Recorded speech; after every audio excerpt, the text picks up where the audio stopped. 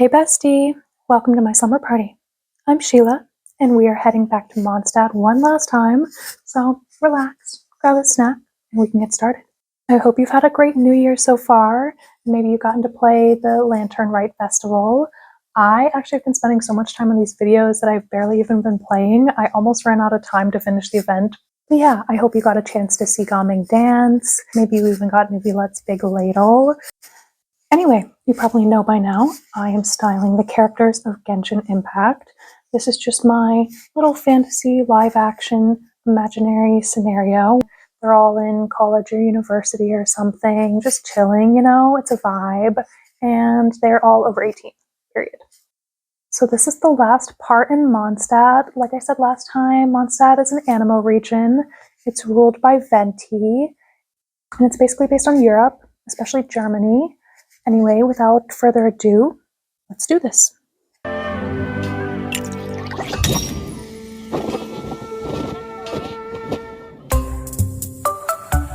I'm Sucrose, a researcher of alchemy. Life really is fascinating. Just how much do we really know? So, Sucrose. Sucrose is very shy. She's really sweet. She's an alchemist with an animo vision, and she's Albedo's assistant. She's also part animal, but we don't know, she doesn't even know what part animal that is, so she just kind of has cute little ears, and she's shy about them, so she tries to tuck them behind her hair and, you know, make you not really notice that they're there at all. She has really bad social anxiety, and she's not really a fashion girly.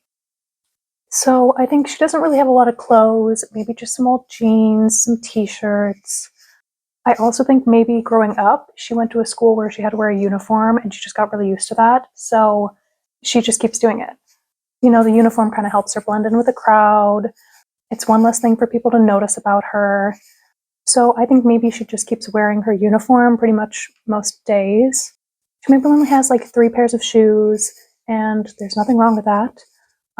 Maybe just some old sneakers, her school loafers, and a fun pair of jelly sandals. Here's another uniform she might wear, and I think she definitely has some big overalls that she would wear with like an oversized grandpa sweater that she thrifted. And maybe for a party, she dresses up a little bit more. She wears like a skirt like this or something. And I think maybe she's not into fashion, but doing makeup is something she could explore with. She might only do it for special occasions, but you know, she can hide it behind her glasses. So I think maybe it feels a little safer to her, a way to express herself, but still feel in her comfort zone. I just love all of these makeup looks. I just think they're so cute and fairy-like. And this one especially, I just had to add it because this girl is so cute, and with the ears and everything, it is just like Sucrose. And I think she'd also definitely do the cute little red nose makeup style too. So for bed, she has to have a pair of plaid pajama pants and then just like a tank top or a big shirt she throws over top of it. Nothing fancy, she's just comfortable. And for her formal look, I love this. I think maybe she's wearing like her mom's old prom dress, and it's beautiful. It's a nice dark blue with little stars and this beautiful drape across the skirt. And she probably just wears some simple silver kitten heels and a little barrette in her hair. And she does her makeup to match. And of course, she has to add these beautiful white gloves. I think also, instead of like a necklace or much jewelry to accessorize with, I think this little chain for her glasses is perfect. And it has little stars on it to match the dress too. And she just gets to feel so beautiful for the night. I almost fell asleep waiting.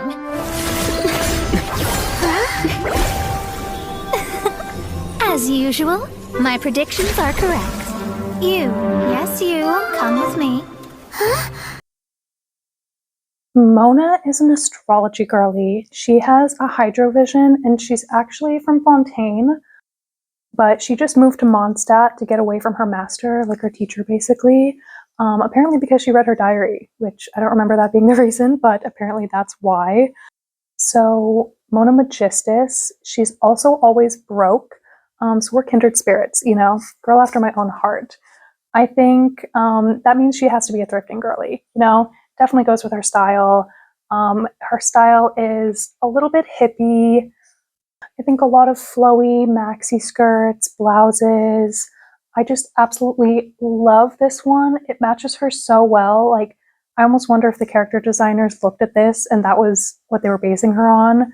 I am obsessed. And also a lot of shorts with tights underneath. I love these fishnets with the little stars on them and these funky shoes because she is a witch. Of course, witches are contractually obligated to wear witchy shoes. Again, a lot of maxi skirts. I think paired both with flowy blouses and lacy bralettes. Maybe some button downs that she just like ties at the waist. And sometimes she wears a vest over her blouse. I think she also accessorizes with a lot of jewelry. Probably mostly it's costume jewelry that she thrifted. And I just love these boots for her with the shorts to match and everything. And she could even wear these boots with these other shorts or this little set here. I think if it was in a more purpley blue color, I think this would be super perfect for Mona. I think she would also definitely like the 70s Renaissance revival kind of style, maybe some 90s to 70s style, very Phoebe from Friends, maybe some bell bottoms, maybe some platform clogs and sandals. And Mona has to have these boots. I think they were made for her. They are so cute. And I think she would just chill in this fancy velvet robe thing, maybe just with a casual pair of yoga shorts and a soft cropped blouse on top. And then I had to give her these clogs with the eye on them that she can just slip on. I also love this big shirt with the belt that when it's buckled, it kind of looks like a moon. And then I want her to have at least one of these jackets. I think maybe she has a couple. It's such a good feeling when you thrift unique pieces. And since she can see the future, I think she would just be amazing at thrifting, of course. She would always know the best times to go and the right stores to go to find the best pieces. And I just couldn't not give her the Schiaparelli Zodiac jacket, of course. So that is from Mona. Now for Mona's formal look, of course, my first thought was this Hedy Lamarr look by Adrian. I just wanted to make it a little bit more, unique to Mona. So I think if it was more of a gradient blue ombre color, that would be perfect. And that the headpiece is a little bit more like one of these because I do think they are a little bit better structured than the Hedy Lamarr look. And, they kind of give the effect of her hat. So I like that it's more rounded and symmetrical like that.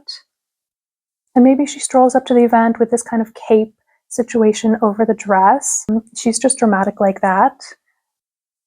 For accessories, she doesn't need a lot of jewelry with this look. It's already enough. So I just gave her some fun astrology nails and this cute zodiac bag. And then I love both of these funky shoes. I think they both work in different ways. So you can imagine whichever pair you prefer.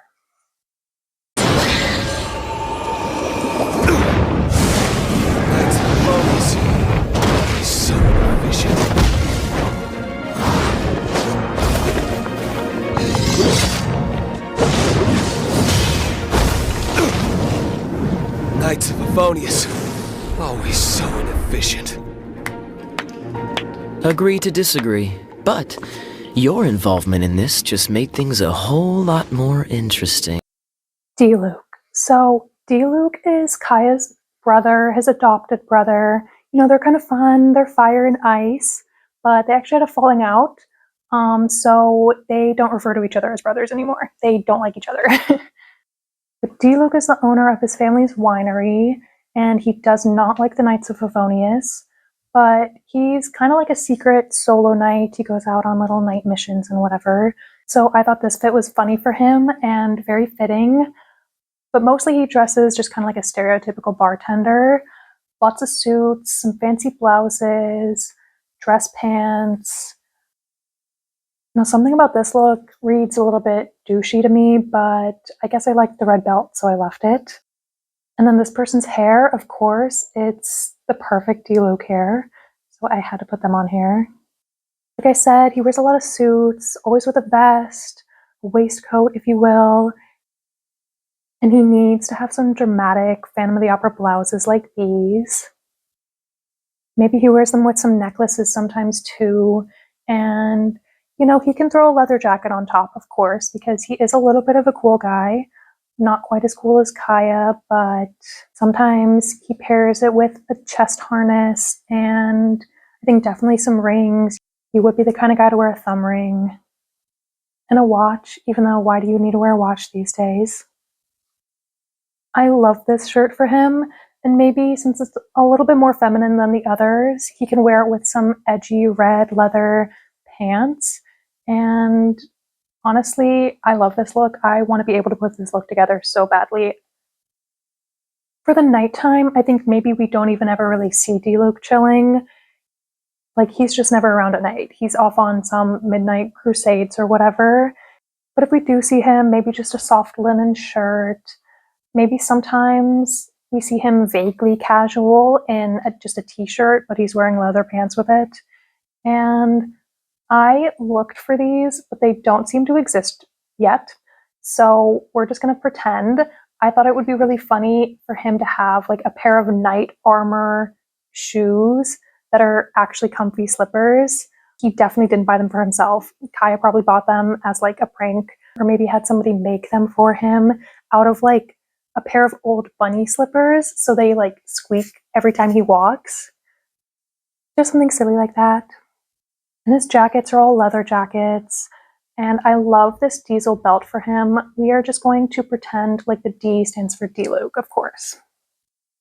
I want Diluc to wear a white suit for his formal look, since he's always in a suit and he's always in dark colors. I think this would just be a nice contrast for him. Maybe with a chain on the jacket and some necklaces, maybe a little bit of embroidery on the coat as well. I'd definitely be more silver details rather than gold. And maybe this wouldn't actually look great in execution, but I think since his hair is red, I want to give him some red boots with this look, and I think it would work because it would balance it out. He has it on the top and on the bottom. So I love these boots for him. And I also gave him a thigh garter, of course, but it's in white, so it doesn't stand out too much, but you can tell it's there just by the hardware. Hold on a moment.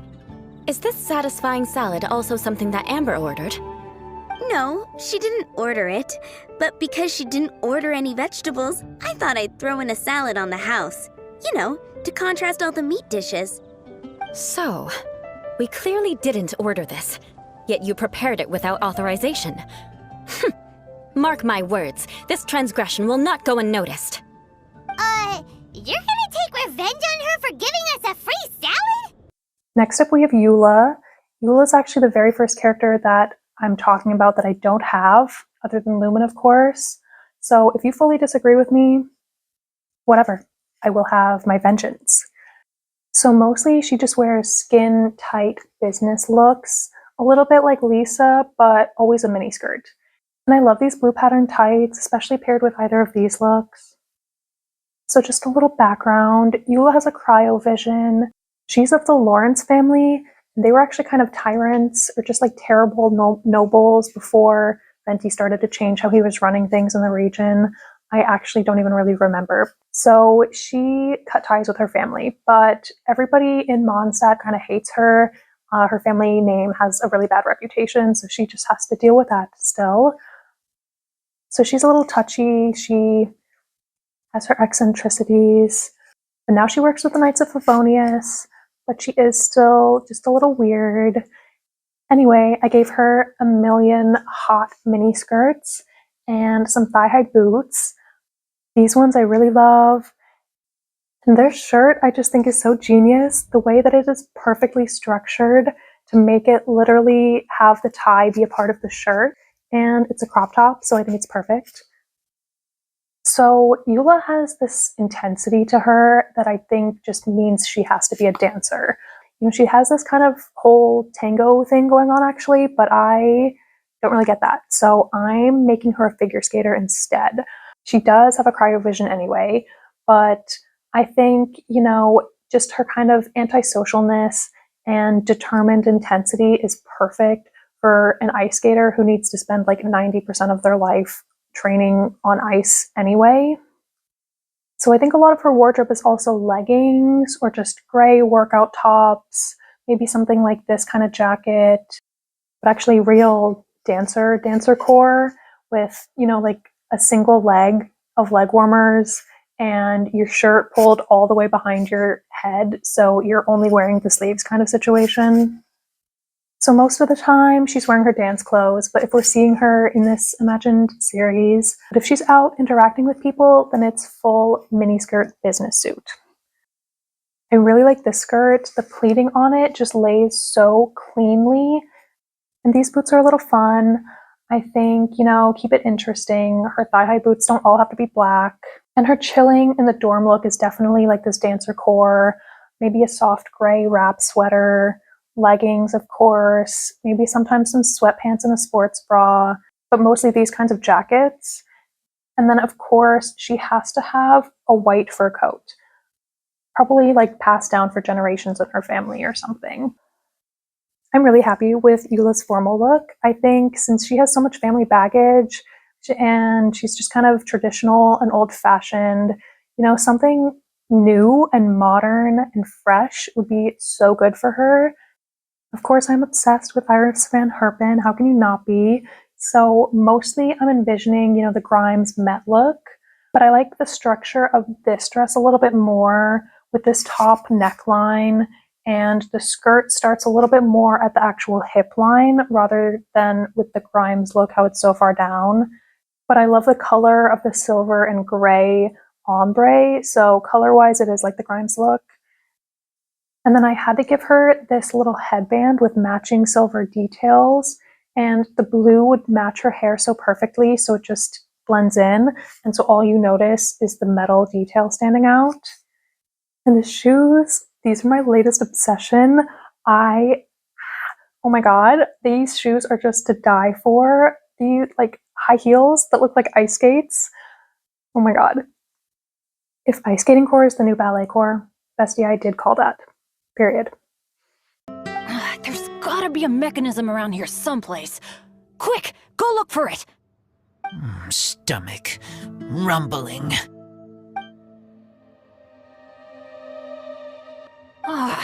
You just ate the apple from my bag. You two seem to have adjusted well to life in prison. We can leave you here if you like.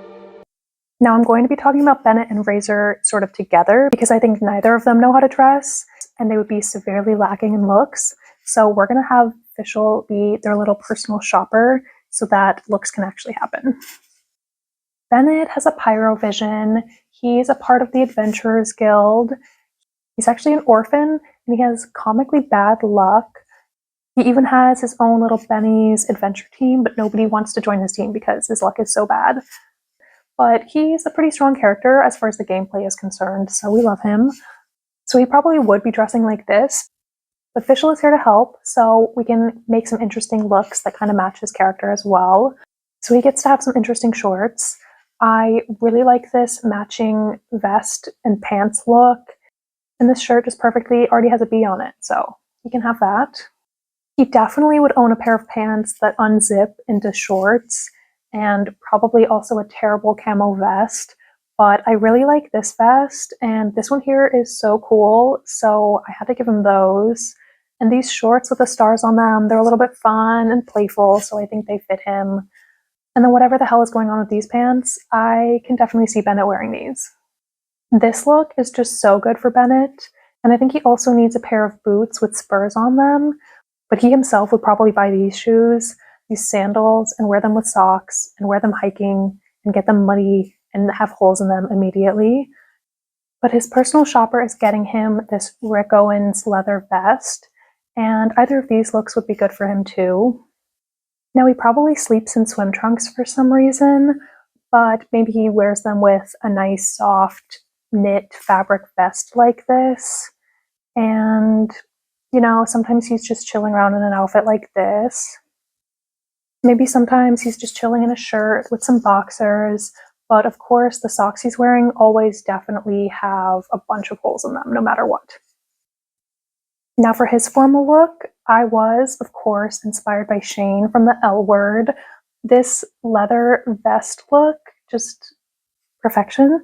So basically that's the look. But I really like this vest with some extra details on it and the pockets, of course. And then he would also have to wear a shirt underneath, I think. And then the leather pants, like either of these he could go with. And I really like these boots to go with the look. They're a little bit funky, but they go with the outfit perfectly. And they don't draw attention away from the vest, which is the main part of the look. What were you doing at the Thousand Winds Temple? Wolvendom. Many hunters. Too noisy, so I leave. So, you came all the way to the Thousand Winds Temple, then what? You were trapped by the mechanism? Razor is a dog boy. He was raised by a pack of wolves, so he doesn't really speak English very well, but he's recently been taken into Mondstadt, and now Lisa is actually his teacher. They both have electro visions together. So Razor needs to have a wolf shirt. Duh. I love this trippy purple one. Like, he absolutely needs this shirt. And I also like some fun colored sneakers for him. Of course, he has to have some ripped style clothing. I really love these with the safety pin details. And these ripped pants with pants underneath. And I think a dramatic kind of leather jacket like this would really suit Razor. And both of these looks with the hooded vests and the baggy pants. Now, this one, I don't know what this guy's up to, but he is certainly serving something. And this weird little bib hoodie thing is actually really perfect for Razor. So basically this whole look, just without the Vivienne Westwood scarf around his hips, I think, it basically is Razor's look. And, he would probably mostly wear combat boots. So I really love this weird outer sock thing going on here. Maybe like Fischl's been learning to crochet and she made it for him or something. For his nighttime look, I have nothing to show, but maybe for casual looks when people are actually around, he is definitely allergic to wearing a shirt. So he probably has like a million cool hoodies like these, but he's never wearing a shirt underneath them. And, more baggy pants, plenty of pockets. Razor's formal look kind of matches Bennett's. They share a brain cell, so they did go shopping for this formal event together. So, they're doing like a little leather boys matchy outfit kind of look. And I think Razor's is a little bit more of a jacket situation. And of course, without a shirt and baggier pants and maybe a bunch of belts so that they kind of look like a cummerbund. And I really like the fur detail on these two. So I'm giving him that as well. I have no idea what is going on here. No context, but it is a vibe. And he has to have like that tooth or claws, whatever they are, necklace thing. And then I like these boots for the look. Like the buckle detail around the ankles, they kind of match all the belts.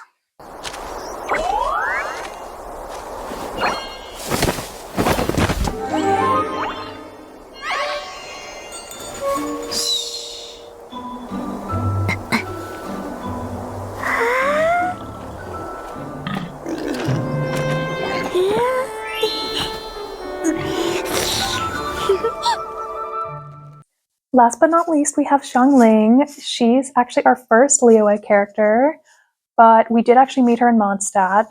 She was out looking for ingredients to cook with because she loves to cook. She's not a fashion girly. She basically only cares about food, but I did give her some cute looks. I think she can definitely dress. But most importantly, if you're an artist or someone who can draw, I really need this to happen. I need you to please draw her like Ratatouille with like a little goba on her head helping her cook. I need that to be a thing. So like I said, she's a cook. She's the head chef of One Man Restaurant with her dad. And she has this cute little buddy panda bear guy who actually used to be a god, but then he used all of his power to save the region. So now he basically is really small and he lost all of his brain cells, basically. So now he's just cute. But he helps her fight. And, Xiangling is actually a really good character, I think. She's basically always on my team. But anyway, I gave her these cute little hair ribbons and these bun covers that are so cute, and they're also practical. You know, they keep her food hair-free when she's cooking. I think there have been a lot of characters with, neutral color palettes or darker colors. So, Xiangling would liven it up a little bit. I think definitely a lot of color in her wardrobe. I love this fish sweater for her, and she can pair it with some fun striped pants. I also think play suits would really suit her. Maybe sometimes she wears like a cute little dress, like either of these. Maybe some overalls and a funky shirt underneath. And she does have a little animal print skirt. So, she hunts all the time. So I think it makes sense for her to have some animal print accessories. Now, I don't know why, but I feel like she does like color guard or something. She's a little dancy, but like more in an athletic way. So I think it would be perfect for her to do some kind of sport like that. She gets to throw around her little pole arm thing and just kind of do her little athletic gymnastics-y kind of moves. So I had to add that in there. And then this one like looks like a fire, so it kind of works for her too. And I really love these boxer boots. I don't know if anybody else is seeing them, if they're actually getting really popular recently or if it's just me, but I think they would be super cute on her. Again, they're athletic, but they're like, really fun and mobile. She can jump around a lot in them. So I think they'd be really cute on her. Again, some more colorful looks. A little traditional kind of style matching set is super cute for her too. And this playsuit kind of thing is so cute, and it already has an X on it, so it's perfectly monogrammed for her. I am obsessed with it. And maybe like with the boots and this hair look would all be such a cute look on her. Some more cute sets I could totally see her in, and the boots. And I think she'd maybe wear a dress like this, but throw like a big red flannel over top. And I had to give her this egg vest, of course. I don't think she's much of a jeans girly, but maybe this pair I could definitely see her in. It's a little bit more fun. And Xiangling's comfy outfit could be just, a pair of overalls, a simple hoodie with a tank top. But I also love this playsuit for her to sleep in, and maybe she throws this kind of tong suit shirt over top of it.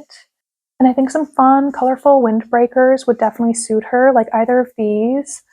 But she could totally also have a more fun, wild animal print fur coat like this. She's not wasting what she's hunting. Finally, her formal look. I really love this dress. I think, something short suits her really well. She's really fun and youthful, so I can't really see her wearing a long ball gown. I think basically this dress is perfect for her. But of course, with a bow on the back, nicely structured like this one, but in a gold color. And then she can pair it with some chunky platform boots, like either of these. I really like these ones, but maybe a little bit of the lighter brown color would be a little bit better to match this dress. And I had to give her a thigh garter and an armband to match. Since she has the big sleeves, I think the armband can be a little bit more thin like this. It doesn't have to match the thigh garter exactly. And some bows in her hair, of course, I think would be so cute. Let's just pretend like all of these reds are the same shade. I really like the orangier kind of color red for her, so we're going with that. And then Guoba is there too, but he doesn't even need to change because he's basically already wearing a little bow tie anyway. And that's all for tonight. And that's all for Mondstadt. There are a couple more characters left, so we can return here later with them, but I'll just throw them in with some of the other characters in the other regions as we get to them. Next part, we will be moving on to Liyue. I am really excited for that. I definitely have some plans for characters there. Hopefully it won't be too long for me to get that video out, but these videos actually do take a lot of time for me to dedicate. So with that being said, please share this with a friend, subscribe if you've been liking this series so far and you want to watch the next video. It actually really does help out a lot. Maybe by the end of the series, my channel can actually become monetizable. But anyway, thank you so much for watching. Tell me, who was your favorite? Mona's is probably more my personal style, but I really love doing Xiangling's looks because she finally brought in some color. So let me know in the comments below. And now, let's go play Bloody Mary.